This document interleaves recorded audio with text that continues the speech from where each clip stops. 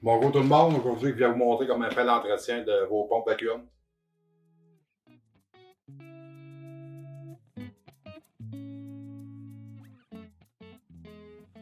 Votre saison des sucres est terminée, là c'est le temps de changer d'huile. Pompe à l'huile comme ça, à chaque année, il faut changer d'huile, mais tout de suite après la saison. Pas attendre la saison des sucres d'après. Fait qu'après la saison, mettons après la vague de tublure, la pompe est encore chaude, on arrête la pompe, puis on fait son changement d'huile.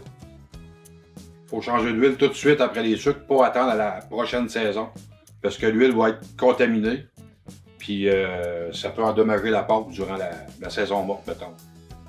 Première étape, c'est de vous trouver un bon récipient pour votre huile. La quantité d'huile peut différer selon certains modèles de pompe. C'est entre 3 et 5 litres d'huile à peu près. En premier lieu, on va dévisser notre bouchon de remplissage, notre bouchon de drainage. Ensuite, un coup que l'huile est toute sortie de la pompe, on va se déplacer à notre filtre à l'huile. On va enlever notre filtreur, tout simplement, avec un récipient en dessous. Un coup que votre huile est toute bien vidangée, on va être rendu à remettre un filtre neuf. Bien important de bien le serrer comme il faut. Ensuite de ça, on va remettre notre bouchon de vidange. Puis on va être prêt à mettre l'huile dans notre bouchon le plus haut. On est rendu à mettre l'huile dans la pompe. C'est bien important de la mettre. On a des minimum maximum, c'est de la mettre au moins au maximum. N'oubliez pas de mettre votre bouchon, ça c'est important. Pour terminer votre changement d'huile, démarrez votre pompe 15-20 minutes. C'est important tout au long de la saison de vérifier souvent le niveau d'huile. Il faut être un minimum, maximum. Il faut être au moins minimum, voir l'huile un petit peu. Si tu la vois un petit peu, t'es correct. Puis la couleur aussi est importante. Faut pas cacher vraiment. Si c'est trop foncé, c'est qu'on a aspiré de l'eau d'érable. Donc, il faut faire un changement d'huile. Vous avez eu un problème d'extracteur, un problème quelconque, la pompe vacuum s'est remplie d'eau. Il faut faire un changement d'huile, bien sûr. Mais il faut vérifier aussi un filtre. Il y en a des filtres à exhaust qui sont à l'intérieur de nos pompes. Soit il y en a un ou il y en a deux, dépendamment des modèles. C'est pas compliqué, ben ça vous prend encore un outil, une petite clé Holland un peu plus petite. Vous dévissez vos 4 clés Holland. Vous enlevez la flange. Vous enlevez votre filtreur.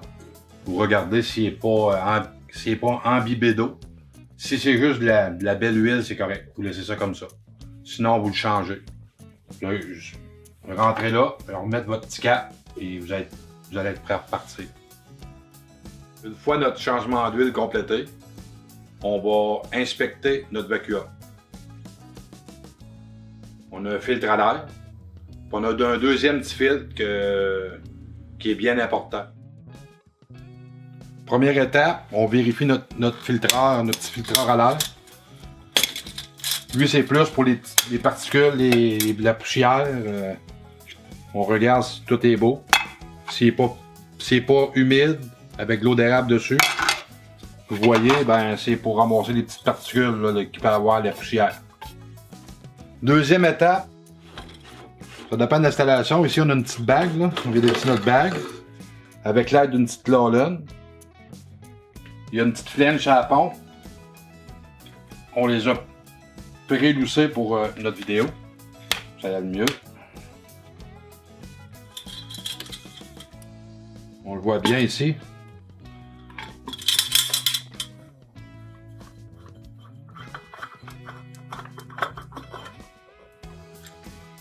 Fait que, petit filtreur comme ça, avec de l'eau chaude, nettoyer comme il faut. On le remet en place. On resserre comme il faut.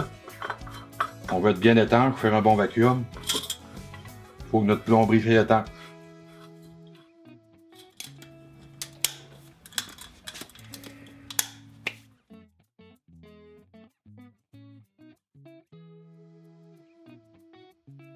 Cela met fin à la démonstration d'entretien de nos pompes vacuum. Si vous avez des questions, écrivez-nous des commentaires sur la vidéo. Oh. Déjà des commentaires. Merci.